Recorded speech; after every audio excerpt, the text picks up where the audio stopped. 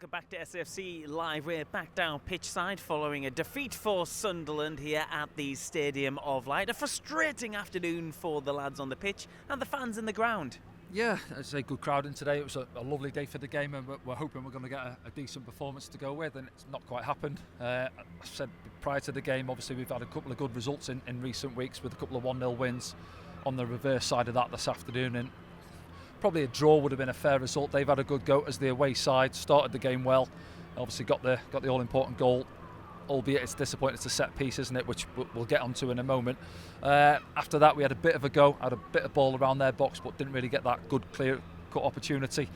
So it's disappointing, and as I said, the main thing coming out of it is top end of the pitch really, where we're scratching, we're not really creating too many clear-cut opportunities, and the forwards aren't getting amongst the goals at this moment in time. Let's go back through the action, and it was a great start really from Swansea City. They were asking all the questions, they were pressing all the questions, they were pushing for a possible goal. Yeah, just on the highlight, I mean, we missed the ball coming in with the first opportunity there, and as it's dropped down, they've had another go at it. I think it was O'Brien, wasn't it? Didn't really get the contact on it. He was looking for it. It's a comfortable one for Anthony Patterson, but it was a warning sign, because as you say, Swansea were out the blocks. I think first 15 minutes they were excellent, even out of possession. When they turned the ball over, they were getting in the Sunderland players' faces, pressing, not allowing them to settle on the ball. And here's another one now. You see Ronald again. I think he's a decent, as I said, decent old school sort of winger, where these days everybody plays with inverted wingers. Well, he's a right footer out on that right flank, and he wants to go on the outside, and he'll put delivery into the box. And then it wasn't really, I think, other than the Isidore one, which was offside, it wasn't until we had that break in play with the injury to Harrison Jones and timing where we came into the game, really, was it? So yeah, it's disappointing, because I'm saying it, and I know it's sort of a divide at this moment in time with the fans, where some are saying, well, listen, we're keeping clean sheets and we're getting results, but performance levels have to improve. You know, when you're building towards the playoffs, we can't limp into them with lacking form, where I just think the ball speed's not quite there at this moment in time, where, you know, centre-backs are spending time on it, and maybe they will say movement's got to be better ahead. Another offside one there. Yeah. That's where some of the... Sorry, Danny, to interrupt your flow there, but a lot of the fans were particularly frustrated with the officials the linesmen, on the lines. It's difficult for them. You know, when I was a player, I used to get after officials as well, but now I'm on the other side of it. I'm looking at it, I think, yeah, they haven't got the monitor like us to see, and they're both close-cut calls. I think the first one, Wilson is just offside. And then now that's the big decision of the game, really. Yeah, we'll get on to this first. So yeah, look at the ball there, and Tommy he slides in, he plays the ball. There might be a little bit of contact after. I think the linesman's 2 yards away, right on top of it. He's a little bit keen with the flag, and it's probably not a foul. But then you've got to go and defend it. It's gone now. It happens. They get decisions wrong. Then we've got to be organised. Look at the bodies we got in there. Listen, it's a decent delivery in. And then both their centre-backs play a part in it. Harry Darling gets contact on the first one. He just gets off the back of Dan Neil between him and Chris Rigg. Great reactions from Cabango, by the way. Comes off the bar. Anthony Patterson's obviously gone for the first one, and then he ends up in the back of the net and can't do much with it. So yeah, we've gone behind, and then you're looking for reaction. I thought Lefay come on and had good control, played a little bit deeper in there alongside Dan Neil, and then Samed after that.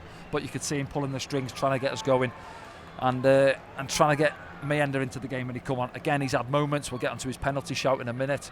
This one here, as it's played back into him, the man just creeps up in behind him there. He gets the strike away, the right foot, but 2 or 3 Swansea lads across to get the block in. So it's good defending from their point of view.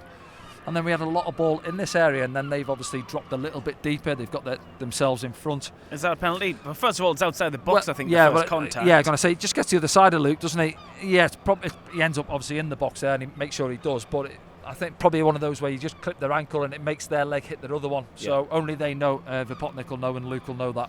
And as I say then, yeah, we've had a fair bit of ball. This one's a loopy header, gets caught as well. Wilson, and the keeper, who was up to a little bit, wasn't he? Goes down injured, then he's back on his feet. And now you're convinced that's a penalty? Yeah, I've had a chat with 1 or 2 on the way down there asking. I think if it's given, I wouldn't argue it. You see, he hooks his leg around, look at him, his reaction straight away. It's always a bit of a sign. Looks at the ref, the arms are up, I didn't touch him. But look, I'm just looking at the Sunderland lads there, get around the ref a little bit more. So I think if it's given, you wouldn't argue it.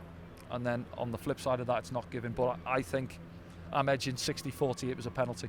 Let's have a look at the scores from around the EFL Championship this weekend so far. Well, last night it was Burnley 2, Norwich City 1. In the other games this morning, Leeds United 2, Preston North End 1. Plymouth Argyle 2, Sheffield United 1. And then we have Luton Town 0, Blackburn Rovers 1, Millwall 1, Middlesbrough 0, Portsmouth 2, Derby County 2, Queen's Park Rangers 1, Bristol City 1, Sheffield Wednesday 0, Oxford United 1, West Bromwich Albion 2, Watford 1, Sunderland and Swansea you know all about, Cardiff 0, Stoke City 1. Big win for Stoke, it's still playing. And there's another game tomorrow as well. Yeah, that's the league table say, as it both ends of stands. the Well, you table know, busy, Sunderland isn't it? fourth. No surprise. Yeah, it's at the top there, isn't it? And then I think you're looking at it's getting away from Sheffield United all of a sudden, isn't it? Look at that gap there, 5 points, isn't it, to those two? So I think you're looking at Burnley and Leeds. Sheffield United going to be joining us in the playoffs unless there's a dramatic turnaround. Bristol City, yeah, just creeping in there. Obviously got a game on Coventry. Play tomorrow, I think. Is it tomorrow? Yeah. So tight below us. Who's so a quick look at the us? bottom then as well.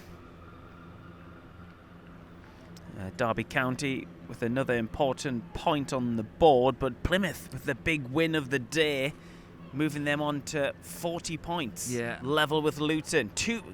But you know, Cardiff right amongst it as well. Strange for Plymouth, isn't it? So I think they had a result last week, didn't they? They got beat off these guys 3-0. Yeah, but the other side of that, they had a win last week. Yeah. And then we're thinking, they're back in it. Then they got hammered 3-0 down at the break against Swansea, and then again they've turned up today. You're thinking, well, Sheffield United, but they keep giving it a go, don't they? So they're right in amongst it. Look, and then those teams just above them, Hull, Derby. I say Hull got the game in hand against Coventry, isn't it? Yeah, it's tight. They'll all be having a look over their shoulder, but again, another big result there for Stoke. Managed to get one on the board, so yeah, it's going to be interesting down the bottom end there, right to the death. All right, now today is International Fans Day. I asked you to get in touch and tell us where you're watching in from around the world.